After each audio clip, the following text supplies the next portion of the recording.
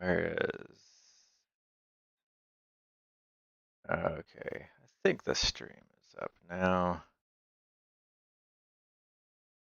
And I'll probably cut out a little bit of this intro here. And I apologize if the audio is a little choppy. I think it's gonna come in. Yeah, there's live streams up.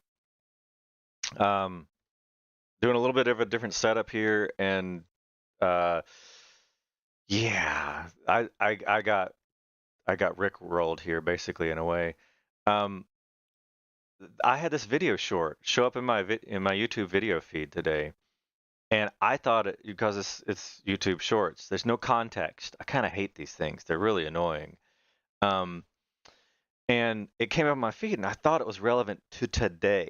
Like I thought it was like at least the past 24, 48 hours for sure. And I was basically, oh man, this is so timely. This is relevant to what I'm working on. And then as I was clicking on this and I was looking at a way to like get a better anchor on here, I right clicked in here and it's like, oh, I can get a URL to the video itself. So I just put that in here and I'll just paste that in. And then I can like pause it because I hate these shorts. You can't just like seek through them. I really don't get the whole Snapchat generation stuff about like these ephemeral videos that you can't scroll back. Sorry, I do like to pause and rewind and replay a section, and it's just freaking annoying when they literally take that away from you. I digress. So here is the video, and I go in here. I just did this like 10 minutes ago. And then I see that it's from March 9th of this year. This is ancient. So anyway, I now have a response video that I've been working on preparing for like a good 3 or 4 hours. Seriously, I think I've been like working on this for 3 or 4 hours, getting everything together as a response video so I can make it short and quick and get it out to Linus. Maybe just get it out there, and then maybe whatever someone from them might stumble across this. And then I realized that that's going to look really weird and awkward when I'm responding quickly to something that happened. What's this? Like third, it's now the 10th, 7 months ago? nearly 8 months ago. Wow. Anyway, so I'm going to take my time on this response because I thought this was relevant anyway and funny and humorous. So here is my response to this video. Let's watch the video, okay? To a PC that is Here. never. Let's watch it from the beginning. Never remote into a PC that is already remoted into the PC that you're already using, because it's a big old mess. Getting a lot of work done today, are we? I know, right? I was remoted into this computer and I remoted into my home machine. How long is it readable for? 1, 2, 3, 4, 5, 6, about 7 it's still readable for? Bye. Never remote. So that's humorous. Long time ago, like even remote desktop stuff, I always thought there was kind of this infinite loop thing, almost a conspiracy. The old days, Microsoft used to have these. This is complete random. I don't even have time to really find this. Windows 95 network activity indicator. Can I pull it up here real quick? It was this silly little thing right here. It's this thing. Is this a video? This guy, sending and receiving. This one, open in new tab. Yeah, I love this one.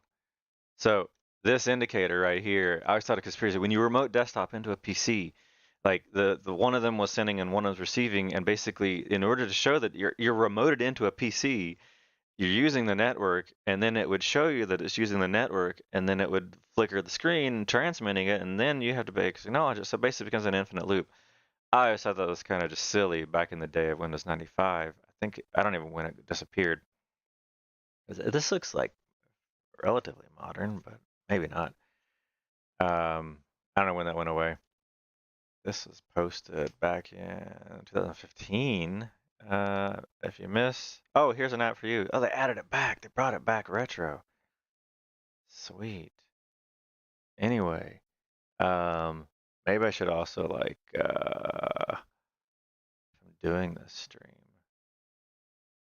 Actually, like, watch the video here and see if maybe anybody's, I doubt it, chatting. Just to be there. Anyway, so I've been working on some stuff, and I run into this, and what he's running into, I ran into a couple weeks ago with this little top secret project that I have. And I've been wanting to kind of reveal the top secret project a little bit and talk about it and get it out there. I actually once did have this public open sourced, and I've since gone closed source on it because, and I'll talk about it here. I'll try to make this not too bad in this video, but the response to this that I was trying to like get out quick, thinking that this was something that Linus did yesterday, is this little NDI app that I wrote. You could think of it as like a remote desktop, but this is it's one app, and the app is here. This is my this is my project repository on GitHub, and I got a couple of privates on here, and so this is what I've closed sourced, the Agent Smith, but it is based off of this public source answer response to NDI's studio monitor and screen capture. NDI has a really cool suite of products they have under their NDI tools. They've got fantastic tools here. I've done a couple videos on OBS NDI and trying to get the OBS NDI plugin to work on OBS 28, and so I'm definitely familiar and use this all the time. But what was killing me about their SDK is they just kind of stop. Can I pull up? Do I have? Let me pull up. I think I have. I don't know if I pulled it up in U or in 2019. Let me see if I pulled it up in 19. Yeah, sure, I can do this one. It's not the advanced, and it's fine. This is the advanced. It's a project. Let's do this one. Oh, there's the advanced right above it. I'm blind. I think the advanced has all the non-advanced in it too. But they have all these things they have these samples, like this is a send video, and it's really, what they don't show in the send video is how to actually do a capture. They basically fill in, this is probably not the send video advanced. If you get a frame, they just create a dumb frame here. They just create a basic frame. It's like black and white, and they kind of play with it. Maybe they fade it in or draw lines or something like that. And this is they cycle over the line. So they're drawing lines over a black screen. They don't actually show you any useful way of capturing. So and then the opposite on receiving. Let's pull up a receive example. Here's NDI receive, frame sync, receive. This is probably just be the simplest. And they run for 1 minute, and they get your video, and they're like, this one doesn't even do it justice here. Let me pull up a frame sync one where they actually show it. They actually then say something like, do the rest of your work. Yeah, here you go. You display the video frame here. Can I scroll this? Yeah, like this kills me on the on their SDK. They don't show you what to do with the video, and they don't like once you have the video, they don't show you what to do with it, and they also don't show you how to capture from your desktop and do that. And I get the point and the argument. I've posted on the forums a couple times about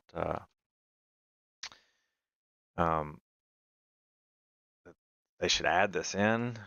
It's NDI forums, and let's couple of responses.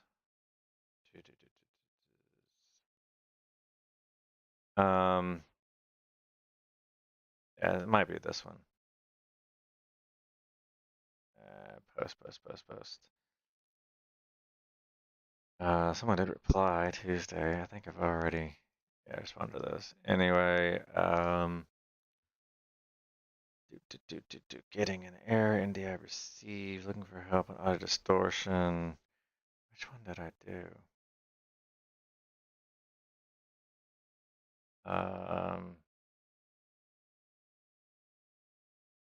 It goes this one. I did mention it here though, yeah. But it was my other post.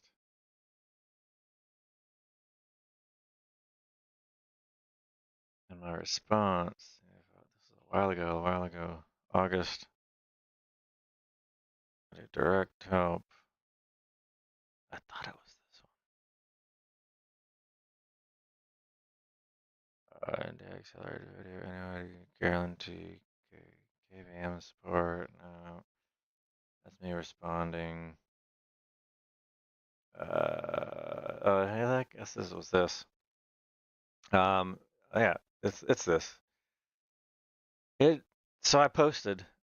It'd be nice if the examples showed how to properly call these APIs. I don't understand why it's an otherwise excellent NDI SDK that is available for multiple platforms. They have a Linux and a Mac, and I think that Mac, I believe so. I haven't used it. But they don't. They have all these examples. They have this code, and they have all these samples. They did this work, and then they stop right here. They don't actually show us. This is the NDI SDK for Android. For Windows, and they don't show how to render frame of video on Windows. And then similarly with the SYN, they don't show how to capture your video. They're just doing basically a dumb bitmap here. They're just filling it in with zeros. That's all they're doing. Allocating the whole buffer, and they're filling it with white. I figure it's white lines on black background or black lines on white background. It's just a silly example, and it's not very practical. I'm digressing. But this app is meant to show you how to use NDI. So in here, I've got a main window that does all the capture stuff. There's some library stuff, and it's all legit.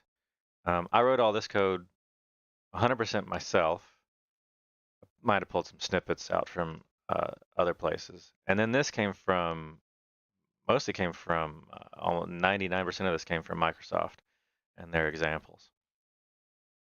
And this is probably the harder one was this capture stuff, which is actually in the end pretty easy, where it just starts a capture session, and then I call out to a callback that then is implemented in the app over here on the main window. We have some. Oh, that's why. Yeah. Sorry. Sorry, I'm answering a question that I had on the. I was wondering why this app had this here.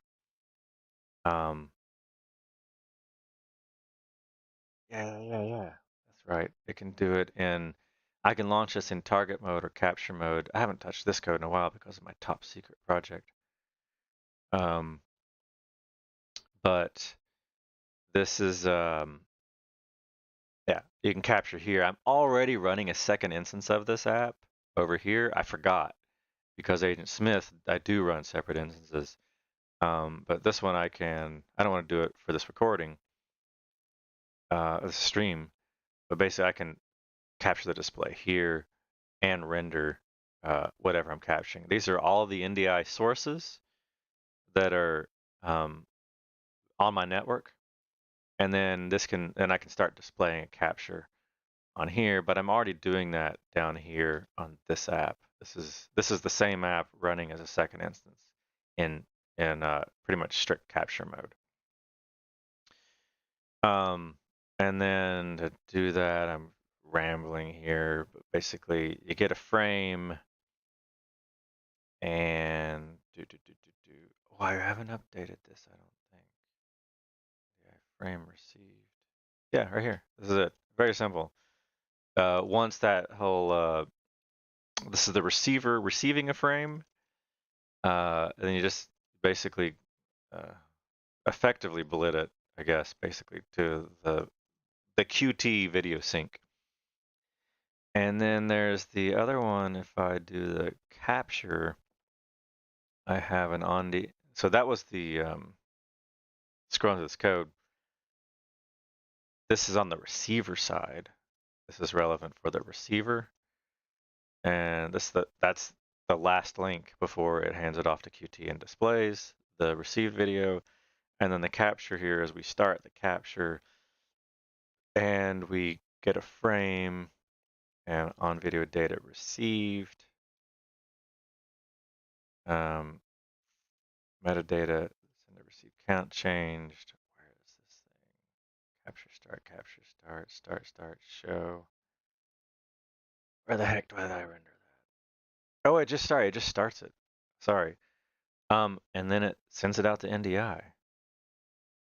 And that's going through, allow me to digress back to the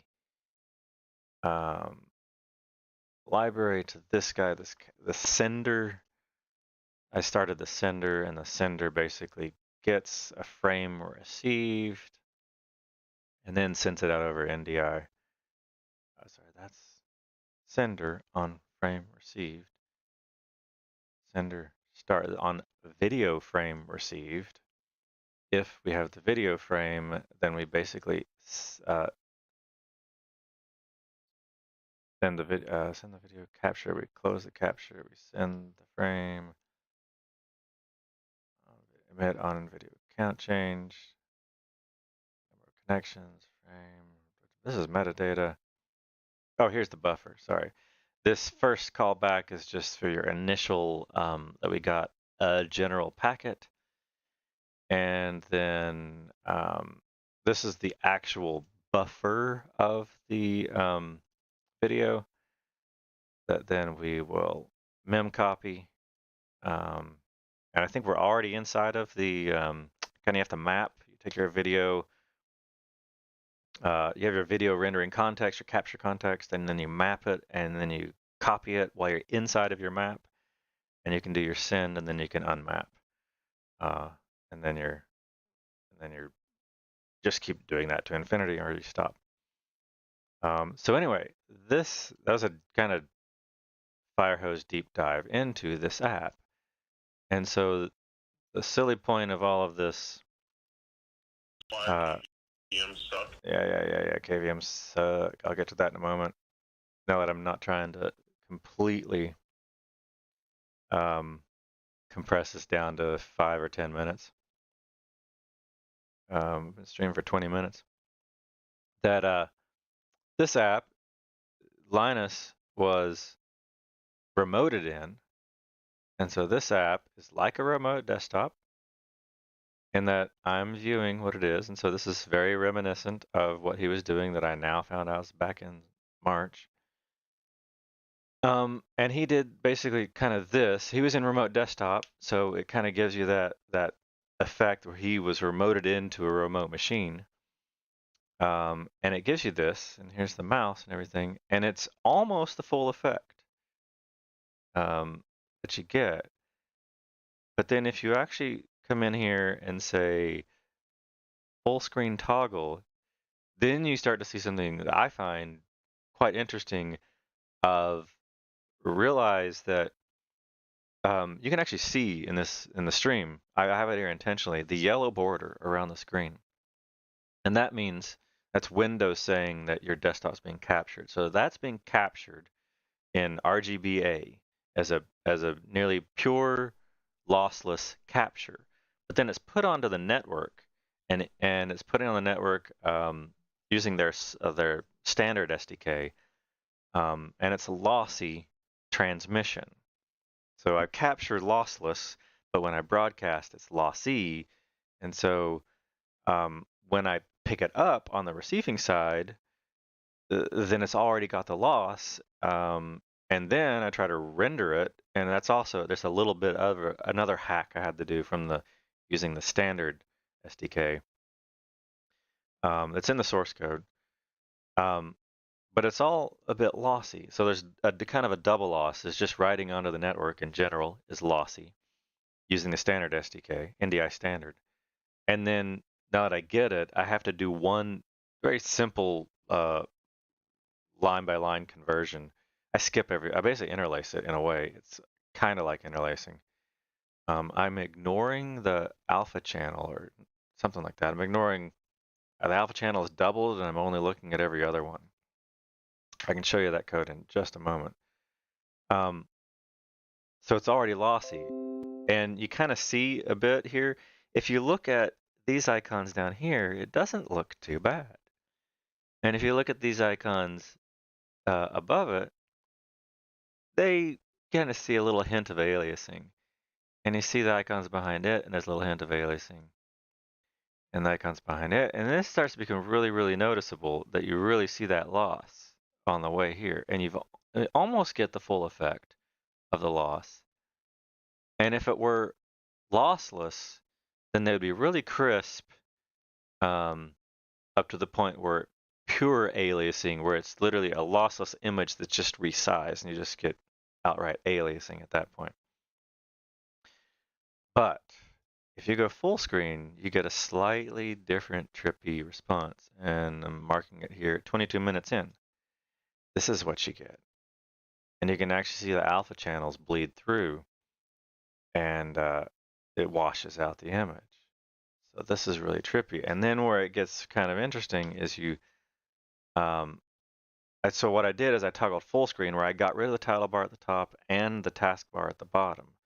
And now it's just the full screen app capturing itself, writing it to the network, picking it up off the network, and then rendering itself and getting all that double loss in there.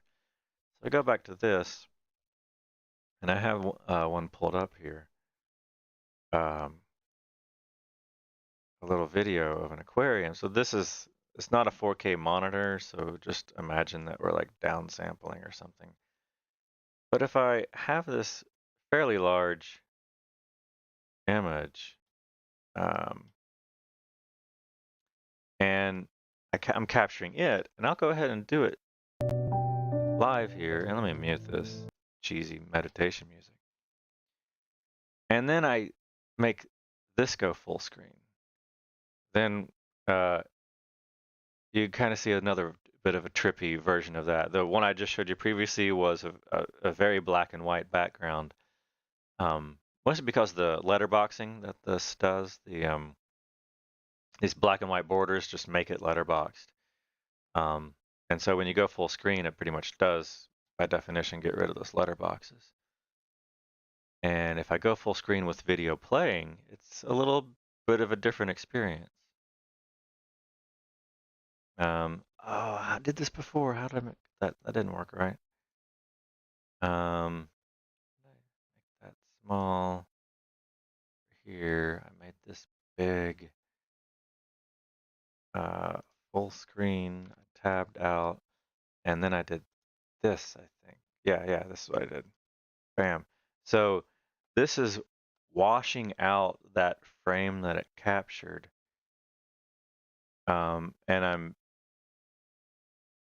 And you can do that for any frame, basically.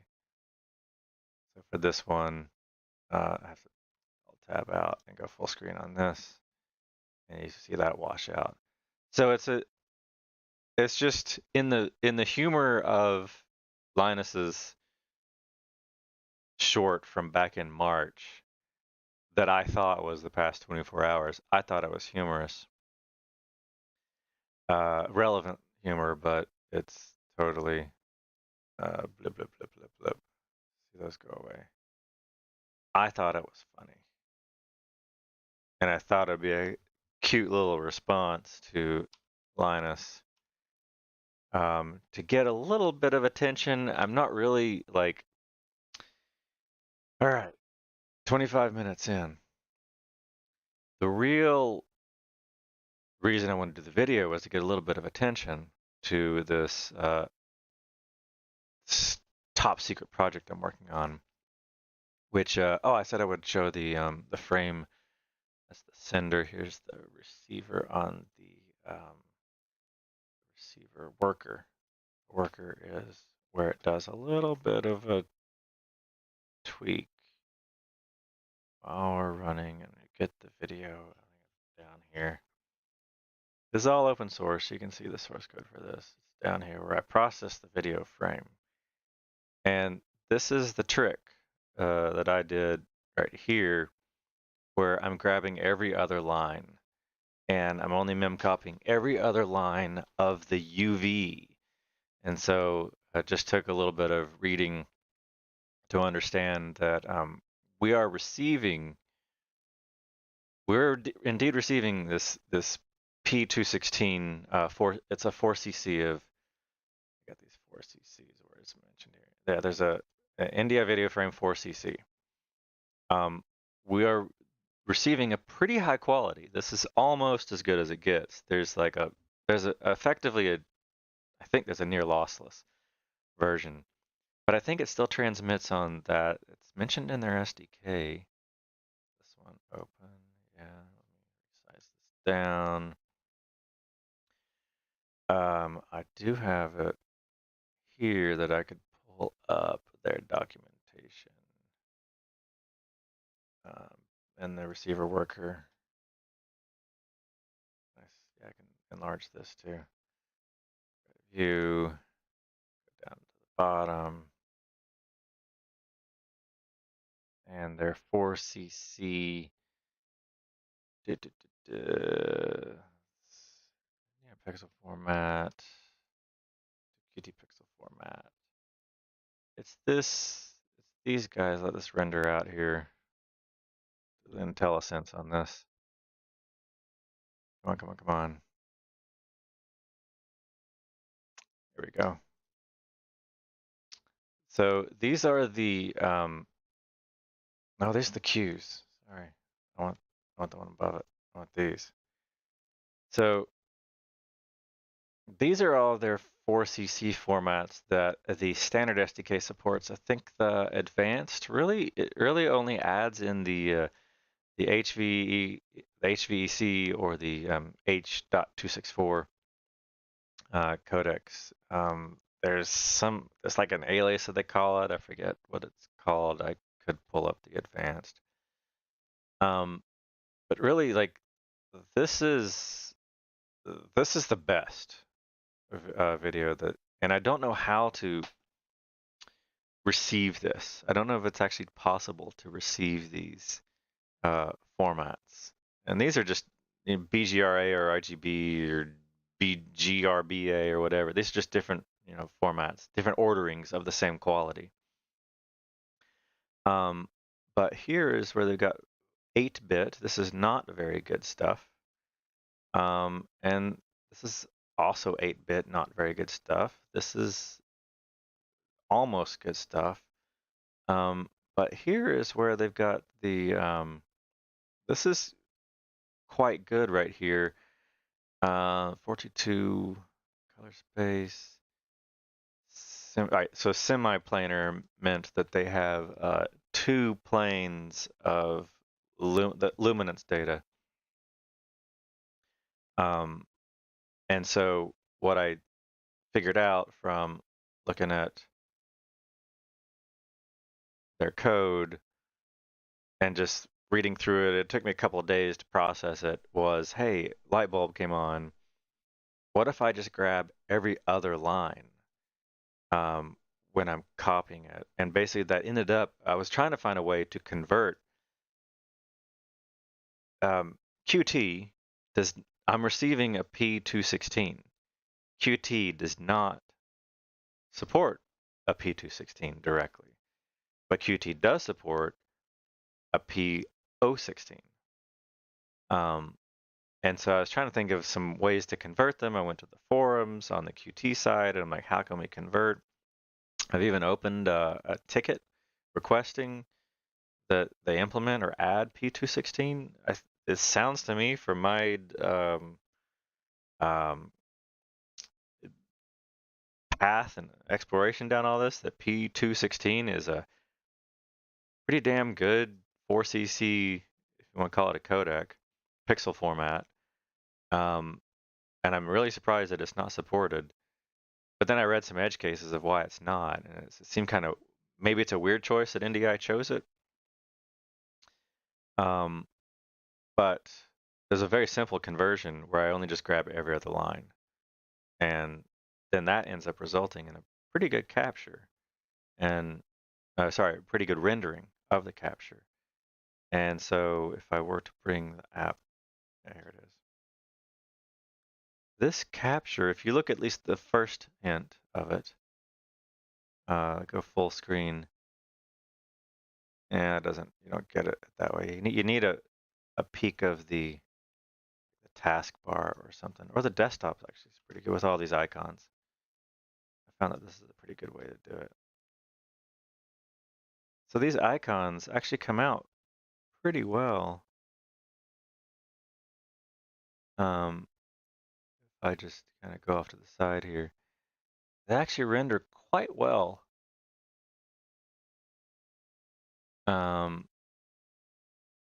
That quality is pretty good, and even there's some animated stuff like this. I don't know if this will come through in the video, in the recording, but if you look at how Studio Monitor, so this is the app that my sample app competes with, basically, effectively. I'm not really competing with it. I'm just showing you the code of how it works. And if I select the same machine here, yeah, this is it. And I take this window over to the side, and I look at NDI Studio Monitor. Yeah, I can go full height on that. Notice that patching. See that little hashing going on there? And it's only on some images. Especially though when it fades and it does an alpha blend. 3, 2, 1. Pick another one. But it's really going to be obvious in a moment on, yeah.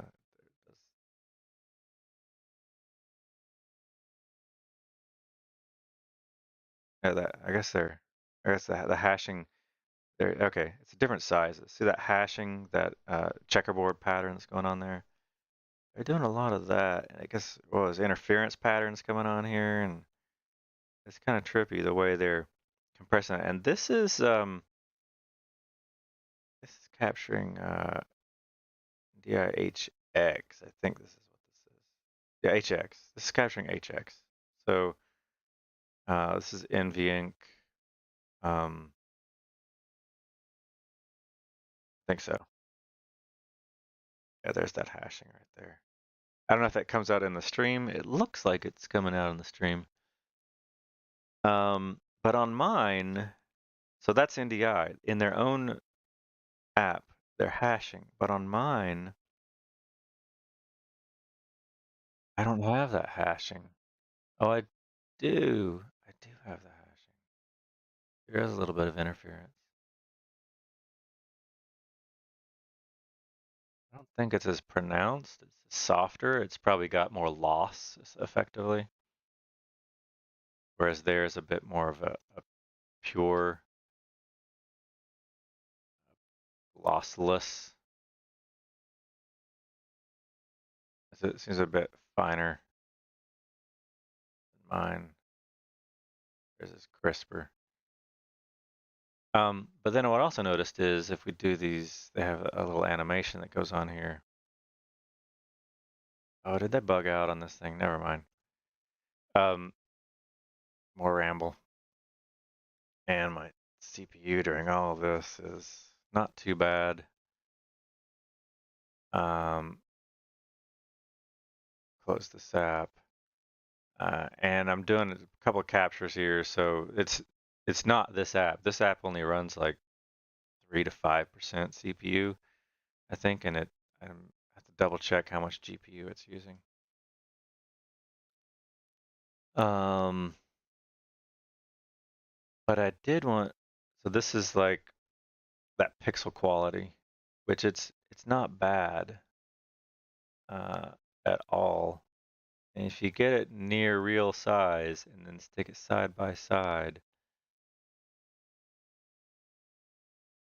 then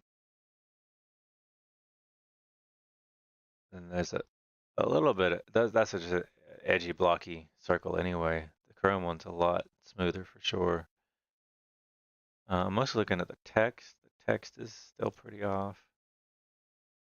But the bigger I get it to the real, otherwise you're comparing apples to apples. If it can't get it to be the real size, enlarge it a little more. So that's full size. And if I went like, compare that work to that work and that recycle bin to recycle bin. It's not too bad. There's a little bit of, you can see some off coloring.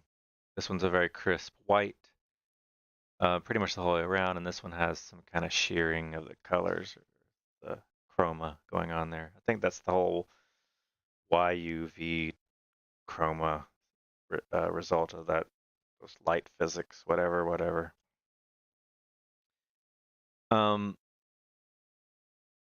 So all this project, I wanted to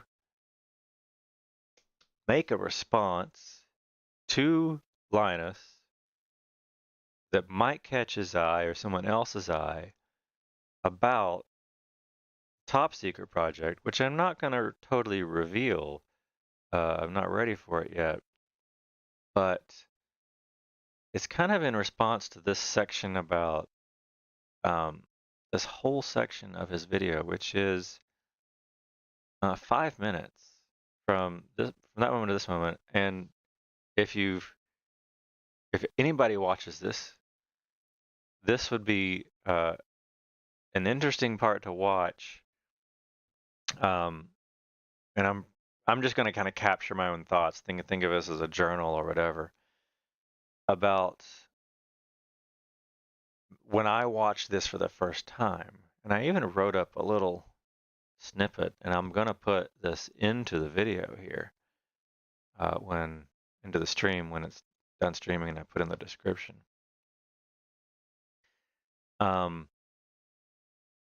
yeah, this video from not too long ago, yeah, a month ago, blew my mind when I watched it. And this is an extended sequence. There's a much shorter sequence inside of here. It actually starts about right. You can see in Linus's face right about. I think this, yeah, right here. They zoom in even closer. When he gets to this 20-minute, listen to what their conversation is. But this is all a build-up. I could just show you this one part, but you wouldn't have the context. And this is the important part of the context. There's a bigger context of what this whole video is about, which is him putting into his, this is Linus, right? He's got been very successful. He's got, I'll just say, I don't know for a fact, but he's got lots of money and he's enjoying it now, and he's built out his house, and he's got a gaming PC, a gaming room in his home, and he's got 5 PCs. Why he chose 5? 5 is an odd number. I would have chosen 8 or 6. I guess not 4. He had to probably not choose 4 because he has 3 kids and his wife. 3 kids and his wife and him. I understand why 5, but it's an unusual. It is an odd number, literally. So at least put in 6 for a guest. But the setup's pretty cool, and this whole video talks about it. I'm not going to get into that. I'm already at 30 minutes anyway on this stream. But if you'll humor me to watch this part, this part puts it into context of what he's run into. How's it going? That looks high refresh, right? That's it. What did you have to do? I disabled the other monitor, and you know what I think it is? So he's remoting in too. He's looking at a PC remotely. In this room, there are no PCs. All of the PCs are in another room, which is exactly what I'm doing with my NightVsKnight setup. The catch being that they're actually like right here. They don't need to be right here. They could be somewhere else. And I may one day move these out entirely. I actually have some constraints on my physical space, and it'd be really nice to get rid of those constraints. And that's what Agent Smith, top secret project Agent Smith, is going to do. So I've been doing this for a year, and I've been watching Linus do this since the summer, easily into the summer of like August or July or even slightly earlier. So I've been watching him and curious, and there's definitely a parallel. It's orthogonal. We're working on similar end goals, but there's no cross-pollination. There's no connection directly between them. So he and I are on orthogonal paths, and he has a ton of money, and I don't. So, but I know how to write software, sort of. And so let's continue to watch this. But that's the setup: is he's looking at a PC remotely, and he'll talk about it. That other monitor is a TV right now. It's connected via HDMI. This is awesome. Okay, can you switch though? That I don't know. What's the hotkey? This doesn't even have a scroll lock button. Oh, God. Bloody hell. Both left control. Yeah, that. So he's trying to hot swap on his between his PCs, and he's got a problem with this fancy little KVM box that he's bought from, oh, who was it? He discusses. Does he actually talk about it here?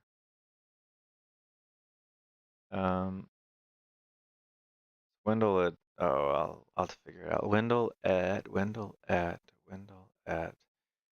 Level 1 Tech. That doesn't seem to work. Jake, you Oh, stand you here don't and get tell to me get if it's credit for this idea. He didn't film what I just said. I'm not taking credit for the You're idea. taking credit for my idea. No, I'm we not. should go test the keyboard to make sure that we actually need to use that port, is what I said. Yes. Yeah. You So stand go here try. and tell me if it's. Okay. Go Who's ahead. even issuing Go instructions ahead. You here? can see. There's an LED on the front. You can see. Issuing the work. instructions. This goes to the monitor in the LAN room. This goes. So this is his KVM where he's gonna basically, I think it's a 2-port KVM where he's just got he's got 2 PCs he can connect to, but it's KVM over Ethernet. And I think, and it's not even over fiber. I think it's just over Cat6. It's a KVM over Cat6. And then it's got USB ports in the front of it, like a KVM has. You can plug in your mouse and keyboard into the front, and HDMI ports. So it's effectively a standard KVM. You might sit between 2 physical PCs, but it's connected. You can remote access it remotely over the internet. I mean, over Ethernet. Goes to the what will be the LAN game. Or rather, it uses the Ethernet to connect the PCs.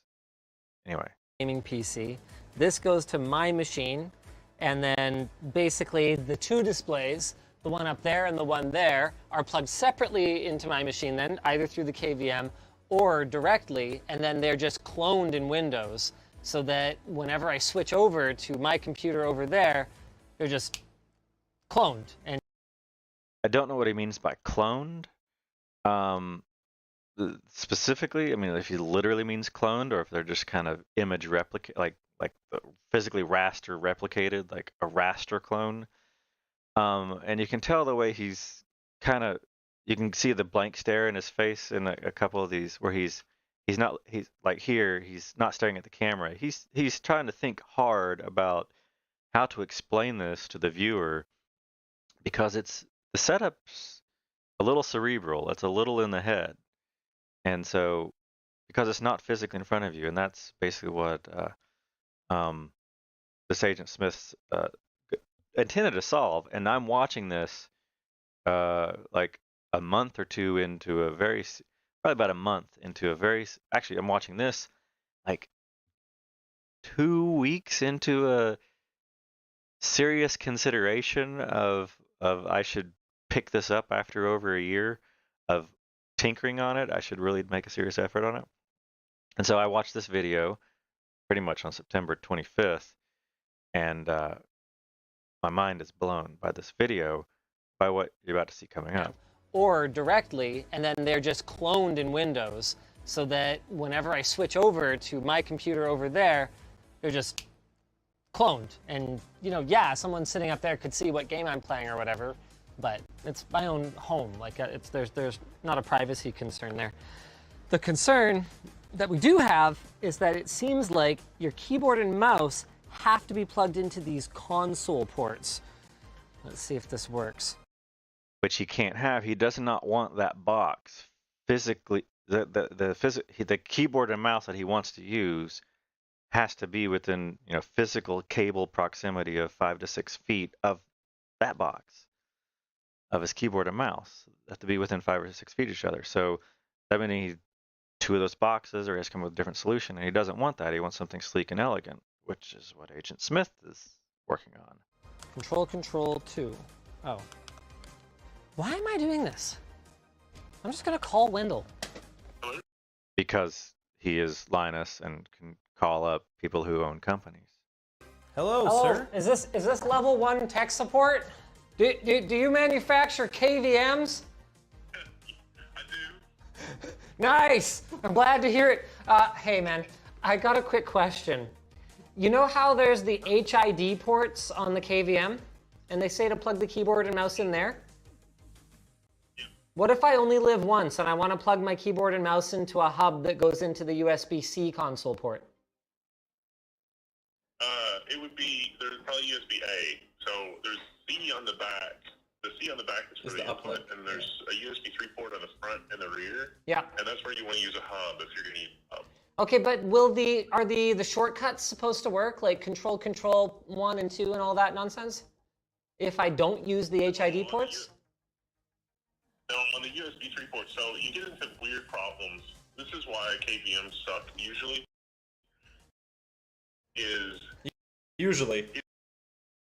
This is why KVMs suck usually, and I'm watching this, I'm just like, oh my gosh. Oh, sorry, I was randomly just this channel is not subscribed to Linus. Okay. The horror. Yeah, this is my favorite line from this whole video is this one. KVMs suck usually. This is why KVMs suck usually. They're plugging into, let me show here. Let me see my screen here. So I have, and can I just make this bigger?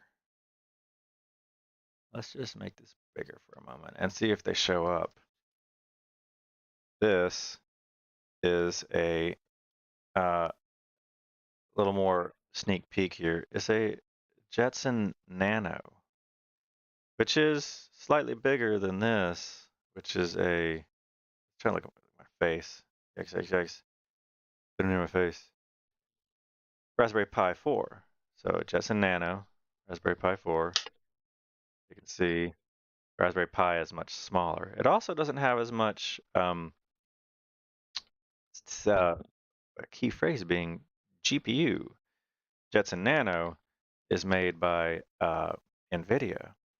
But if you look inside of the case, if you can see inside of that case with these reflections and the background removal, which I could probably turn off, there's a little SODIMM sized piece. It's a little awkward orientation wise. That's not much bigger than the fan. And that part is smaller than the Raspberry Pi. And so if someone was, these are just an alternative. These are, call them single board computers. They're not really, I wouldn't call them MCUs. I wouldn't call them microcontroller units. They're more of an SBC, but they got like a little, think of this one as a Raspberry Pi compute module that's on a slightly bigger development board. Jeff Geerling, which I should probably tag in this video to maybe get some interest.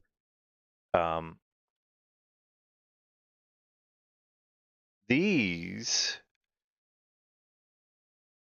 there's also TinyPilot, there's PiKVM.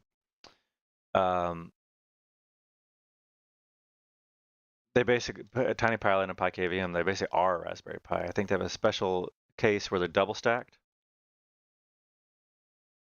And, but basically, they're acting like a KVM. They're slightly different and you actually remote into them, so you're connected.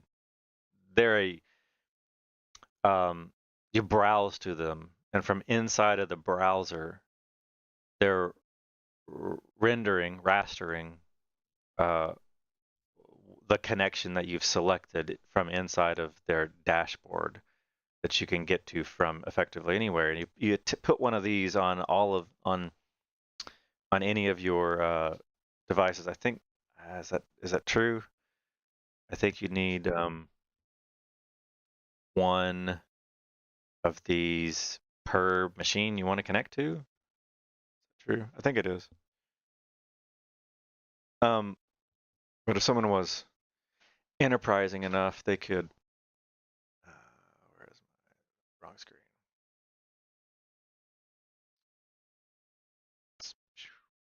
There we go. They could get this to work on that Jetson Nano compute module, just like you could maybe a Raspberry Pi compute module. And by the way, there's new Jetson Nanos coming out in January. So they got, I think, I read that they're 80 times faster than this one. It's pretty exciting stuff to me. Because of what I can do with this, with what I'm doing and where I'm close to the headroom, the max headroom, 80s reference, of what that can do, having 80 times more processing power would be greatly desired. That one cost about, it was less than $100 when I bought it in 2019. I think it, yeah, it was $100, and the new one now costs $200. So it's like, well, for twice the price, a little more than twice the price, you're getting 80 times the speed. I'd like to see it. Anyway, I digress more. This is why KVMs suck and why people are trying to invent solutions around it. And Agent Smith is a pure software solution. And I put that with an asterisk of the software has to run on something. So the software does run on hardware. And it could run on a Windows PC like it is right now under development mode. But it will run on Raspberry Pi and Jetson Nano. So it's getting there. Is Usually. if you sniff the protocol, it will interfere with some protocols. So watch his face keyboard or whatever coming up. So the hit ports sniff, and the non-hit ports don't sniff. Got it. So the answer then is no. I cannot plug my keyboard and mouse into the USB 3 port. If you want the keyboard shortcuts, I've got some extenders that are coming. I'm doing the HD. If you want to look it up, it's HD base T. It's a standard from the HDMI people, but it'll do USB and HDMI and everything over Cat 6, even up to USB 2.0 and a little bit. That look. So I'm listening to what Wendell is saying here in the stream, and it's an HD base T where he's sending HDMI and USB. I'm trying to listen to his words. He's saying this extemporaneously, just off the top of his head, but I think he is probably choosing his words pretty wisely. He says that his HD base T can do HDMI. He says HD base T can do HDMI and USB over Cat6. It can, then he says it can do sort of USB 2.0, USB and HDMI over Cat6. USB and HDMI and everything over Cat6, even up to USB 2.0 and a little bit, meaning, and I'd almost call it USB 2.1, but not quite. Those are some quite specific terms and words here, and so that means that it's still hardware limited, and so Agent Smith being software, it's not directly limited to that. There are limitations to software. The software is having a hard time rendering USB 3.0, and so they're close. They're neck and neck, and I would almost say that the software solution would be more future-proof. You wouldn't need to replace your hardware with new hardware and buy new hardware. You would just upgrade your software, which technically one day you might arguably have to buy. Sorry, I'm glancing at the Mr. Beast distracting icon down there. I am signed in. I don't know why Mr. Beast is in my feed. Oh, but I have Cat6 to each of Look these. at this. Wait, yeah. Using them. Oh my gosh, we could totally use the Ethernet. We could just use the Ethernet for a USB extension. Yes. We don't even have to use Wendell's thing. We can just buy something else. Sorry, Wendell. Nice. That's USB over Cat6 is a thing, and that will work fine. I didn't even think of that. I'm watching this on September 25th, and I'm screaming at the computer. How could Linus have not thought of this? And so I'm like two or 3 weeks into a kind of serious push on getting Agent Smith working, and I read this, and it basically just gives me that much more of a reassurance to keep going, because Linus sees a need for it, and what I'm building, see that little gray box in the background behind him? That's a fiber optic. That is a $1,500 USB over fiber optic connection. This little guy. Screen grab this. That is a $1,500 USB over fiber. Hello. Can I? Yeah, there we go. No, don't paint. Silly, silly, silly. And then how do I go left and right? No, don't paint. No. No. How do I even just...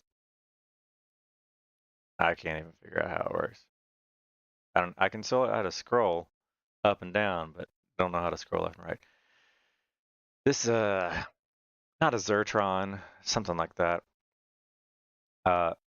Who's gonna pay $1,500 for USB over fiber? That guy is. Right there. This guy will buy that.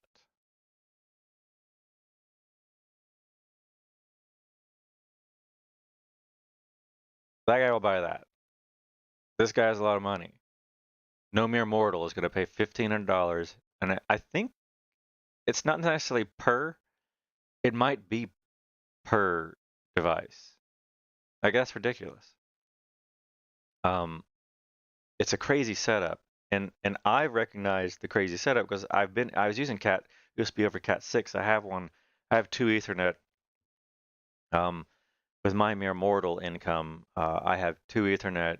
Cat6 is coming into my office here, and one of them's dedicated to a USB over Cat6 line, and the other one is just Ethernet.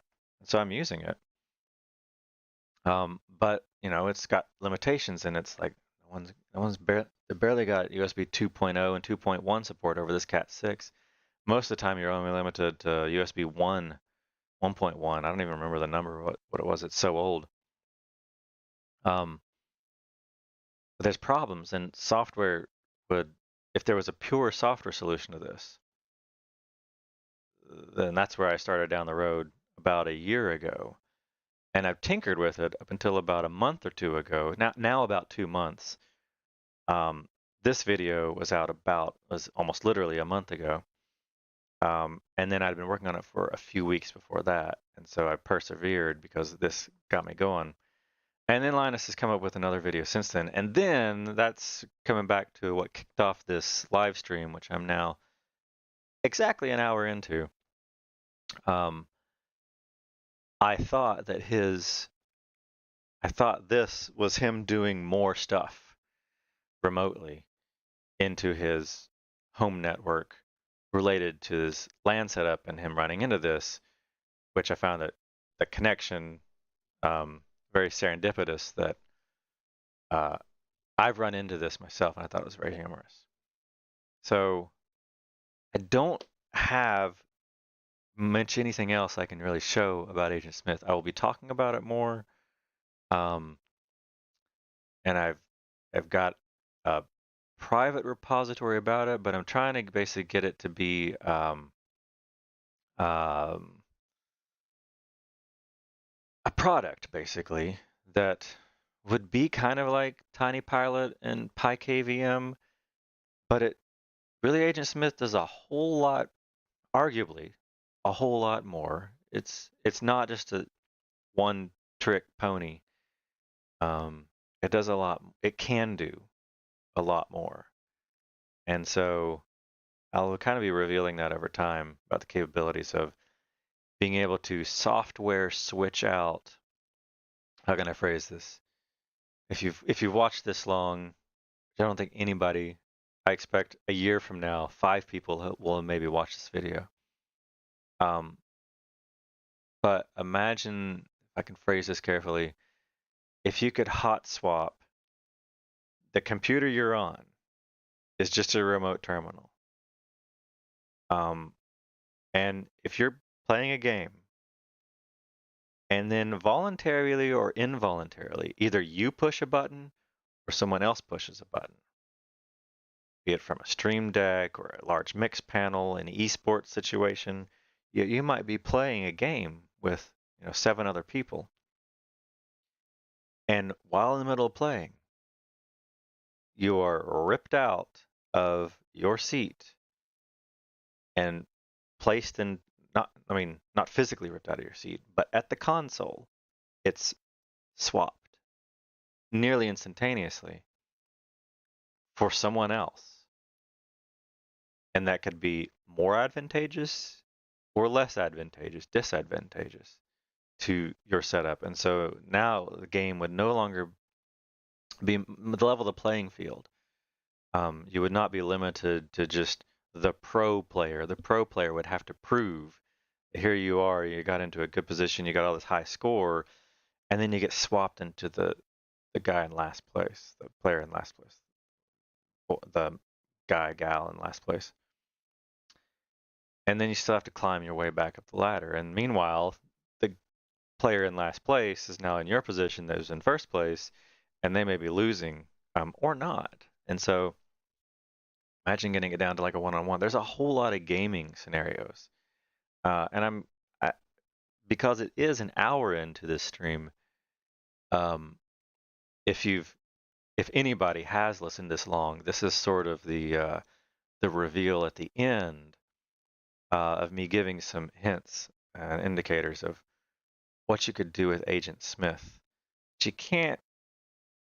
The current KVMs are not built to do with it. Could you get remote desktop to do this? Maybe. You'd have to have a server grade. Remote desktop, you can't control a remote desktop like that at a home professional level grade. I think you need the server grade. Like you need Windows Server. You'd be gaming on Windows Server in order to basically swap out remote desktop. And yeah, they're $10, $20, $30, $100,000 KVMs that I'm sure like NASA and large other metropolitan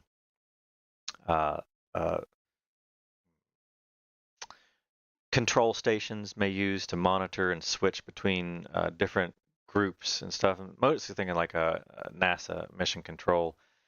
You would no longer have to be confined to have, engineering over here. Imagine the bridge of the Starship Enterprise, where you have a station for weapons and a station for engineering and a station for uh, uh, uh, life support and stuff. You could just swap out any of those stations at any point in time, and and they do that on the bridge of the Enterprise. And so that's what Agent Smith is kind of trying to do, and it plays on the Matrix metaphor analogy of you being ripped out of where you are and swapped out with somebody else, voluntarily or involuntarily. That analogy was more fitting for and more pervasive to use that Matrix term, because a lot of people are familiar with Agent Smith and the Matrix. Versus, it's not quite so evisceral. Thinking about Captain Picard, being able to swap out. Can you make? I think they even do have a couple of scenes in Star Trek Next Generation where they swap out. I haven't watched the newer ones, but make my console no longer be this console, and swap me out for the battle bridge, or swap me out for engineering. So, if anybody does watch this long, I appreciate it. Two are watching now? I don't know if two are watching now. Then I appreciate you. If you're still watching, I appreciate you watching. The live stream's going to end really soon. I have to go dress up like Batman and go have some fun. But yeah. So this was intended to be a 5 or 10 minute response to what I thought was Linus's video here. But I've been meaning to give some reveals of what I'm working on in my streams related to NDI, and I'll show you this. I have some projects going on here. I've got, what's this in my on my workspace here? I've got Agent Smith, was just more recently pushed to. But then what's this? I wonder what that is. It's a fork that I've made of it. I might even have a pull request related to that. I think so.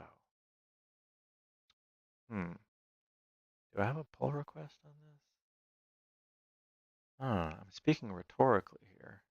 Yeah, I do. I haven't read this yet.